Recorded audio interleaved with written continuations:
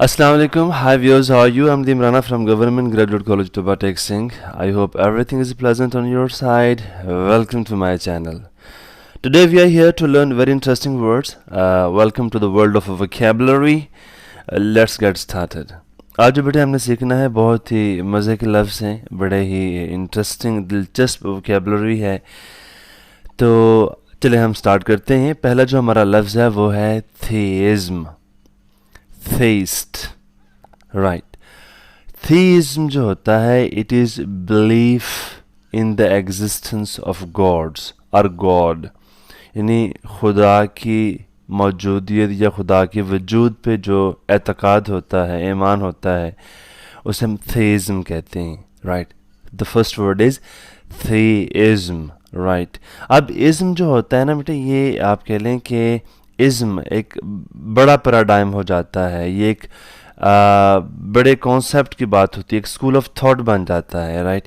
जैसे मैं कहूँ कि वर्ड जो मॉडर्न है, राइट, इसके मीनिंग महदूद हैं। अगर मैं कहूँ कि मॉडर्निटी, इसका स्पैन मीनिंग का राइट बढ़ जाता है। अगर मैं कहूँ मॉडर्निज्म, तो इसका पैराडाइम और बढ़ जाता है। इसी तरह post modern, post modernity and post modernism, इसी तरह post modern, post modernity and post modernism. और हम कहते हैं कि ह्यूमन, ह्यूमैनिटी, ह्यूमनिज्म, यानी जो इज्म होते हैं they are something larger, right? इनमें हम किसी बड़े कॉन्सेप्ट की बात करते हैं, एक स्कूल ऑफ थॉट होता है। तो थीइज्म जो है it's field of study where we study about gods, right? कि खुदाओं को जो इल्म है, खुदा के बारे में जो मतलब एतकाद है, उसके बारे में हम स्टडी करते हैं। सेकंड वर्ड देखिए, our second word is monotheist. I think it's clear from the word mono means one. A person who believes in one God is called monotheist. For example, Muslims are monotheist because they believe in one God. We call our God Allah, right? This is one. This is how we believe in theism. We have one God and His name is Allah, we say, right? Now, third word is polytheist. Having belief in more than one gods is called polytheist. Polytheism, right? Polytheist, like the Hindus, right? They believe in many gods, fine, they are polytheist. Okay. Next word is agnostic. Agnostic.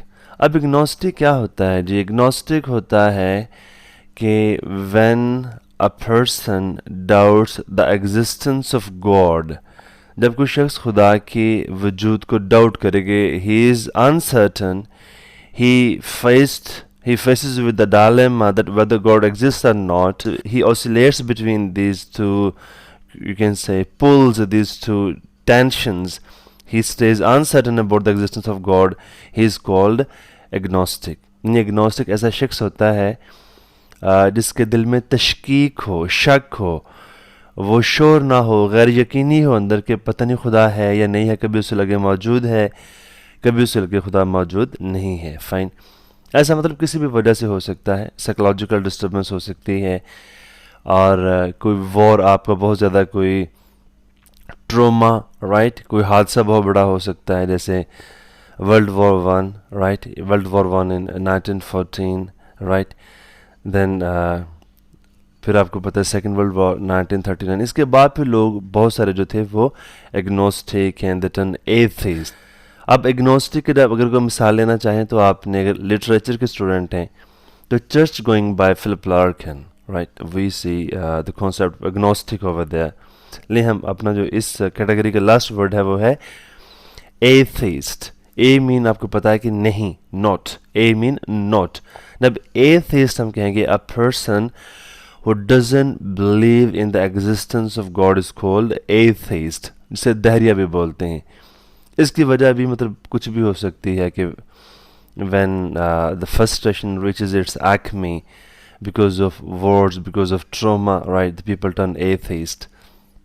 या cultural भी ये मतलब अगर किसी ख़ास culture में लोग रह रहे हों जहाँ आप कहें कि रिलीजन की जो ग्रिप है वो बड़ी स्ट्रॉन्ग ना हो, the people just choose there choose their belief whatever they want. जो atheist का अगर आप concept लेना चाहें, we can say Bertrand Russell, one of the greatest writer in English literature, is a prose writer. Fine. उसका बड़ा मशहूर जो वर्क है वो I think it's in your notice, unpopular essays. Fine. तो वो he was atheist, he was an atheist, right. लें जी, अब हम एक सेकंड कैटेगरी हम शुरू करते हैं. It's about language. फाइन. अब ये भी बहुत इंटरेस्टिंग है. अब लैंग्वेज के मतलब बड़ी इंटरेस्टिंग जो बात है, कोटेशन है, वो मैं आपसे शेयर करना चाहूँगा. The limit of your language is the limit of your world. If you know only one language, right, you stay limited. आपके अंदर वो मतलब एक जो डाइवर्सिटी है, जो आप कह लें कि एक नरंगी है. Fine.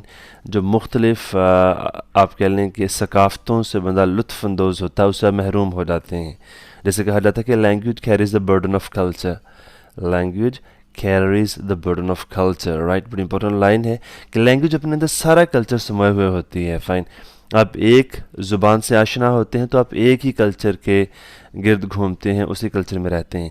When you no more than one languages, you get interested in many you can say many things around you, right.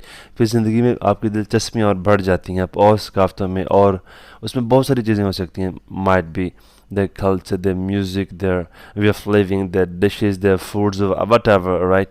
तो ये आपकी इंटरेस्ट को मल्टीप्लाई करता है. when you are bilingual or trilingual or multilingual or polyglot, right. ये terms मैं सारी आपसे अब शेयर करता हूँ. फाइन. अब ज़रा देखिए मोनोलिंगुअल क्या होता है जी. Monolingual a person who knows only one language. ऐसा शख्स जो सिर्फ एक ज़ुबान बोलता है उसे हम मोनोलिंगुअल कहते हैं. फ़ाइन. अब इस तरह की जो कैटेगरी है, जो लोग एक ही ज़ुबान बोलते हैं, वो दुनिया में 40% हैं, right. the people who speak one language, who are monolingual, they are 40% in the world, right. They make the 40% of world population, right. Let's go for the second term, that is bilingual. अब bilingual क्या होता है? A person who is able to speak two languages is called bilingual, right. इस तरह के जो लोग दुनिया में हैं वो 43% है. 43% of world population speaks to languages. वो दो ज़ुबानें बोल सकती हैं. फ़ाइन. जैसे मेरा लेक्चर है आपके साथ, मैं आपसे गपशप लगा रहा हूँ तो उर्दू भी साथ बोले जा रहा हूँ और इंग्लिश में भी. तो my lecture is bilingual. I am bilingual, right. चलिए, अब थर्ड जो हमारे पास कैटेगरी है, that is trilingual. Trilingual. Trilingual is a person speaking 3 languages fluently. जो 3 ज़ुबानें फ्लुएंसी के साथ, रवानी के साथ बोले, राइट, उसे हम कहते हैं कि वो ट्राइलिंगुअल है. इस तरह के जो लोग हैं दुनिया में वो 13% हैं. यानी 13% of world population speaks 3 languages, right. वो 3 ज़ुबानें बोलते हैं.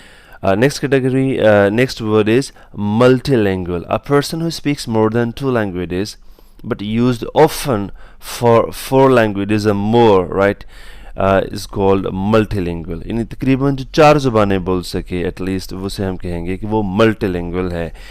इस तरह के जो लोग हैं वो 3% हैं दुनिया में. यानी 3% of world population speak more than 4 languages. 4 ज़ुबानें बोलते हैं. अब जो लास्ट टर्म है ये भी बहुत इंटरेस्टिंग है, and this is polyglot. Polyglot, POLYGLOT, polyglot. ये polyglot someone with a high degree of proficiency in several languages. यानी जिनके अंदर बड़ी स्किल हो ज़्यादा ज़ुबानें बोलने की, और वो उन ज़ुबानों को बहुत ही आपके लिए स्किल के साथ, प्रोफेशंसी के साथ, बड़ी महारत के साथ बोल सकता है, उसे हम कहते हैं पॉलीग्लॉट, राइट. ये एज एन एडजेक्टिव भी यूज़ होता है और एज अ नाउन भी यूज़ होता है. Fine. Less than 1% of world population speak 5 languages fluently. अब इनकी जो तादाद है वो 1% से भी कम है जो पॉलीग्लॉट हैं. I think you got its very interesting. I hope so. अब लास्ट पे एक और कोटेशन है कि मतलब और ज़ुबानें सीखना, जैसे हम अंग्रेज़ी ज़ुबान सीख रहे हैं, फाइन, या हम ज़्यादा ज़ुबानें सीखते हैं. तो ये एक और कोटेशन बड़ी इंटरेस्टिंग है कि to have a second language is to have a second soul. यानी बंदे के अंदर इतनी डाइवर्सिटी पैदा होती है. जैसे मैंने अभी एक और कोटेशन बोली थी स्टार्ट में, the limit of your language is the limit of your world, right. For example जैसे हम अपने कल्चर में रह रहे हैं, मतलब ਅਸੀਂ ਪੰਜਾਬੀ 'ਚ ਵੀ ਗੱਲ ਕਰੀ ਦੀ ਹੈ, बड़ा सुकून ਦੇ ਨਾਲ, कोई प्रॉब्लम नहीं है. मतलब जो इसी तरह फिर हम शिफ्ट हो जाते हैं towards Urdu and on the same pattern we can turn towards English. तो जब when you know lot of languages you stay excited enthused all the time. तो it's very interesting to know lot of languages. तो पंजाबी भी बोली जाओ सारी, ए भी बोलो नाल, उर्दू भी बोलो नाल, अंग्रेजी भी बोलो. That way you feel good about yourself, right? So that's all about today's lecture. I think you enjoyed it. Inshallah, see you in the next video. Stay blessed. Allah Hafiz.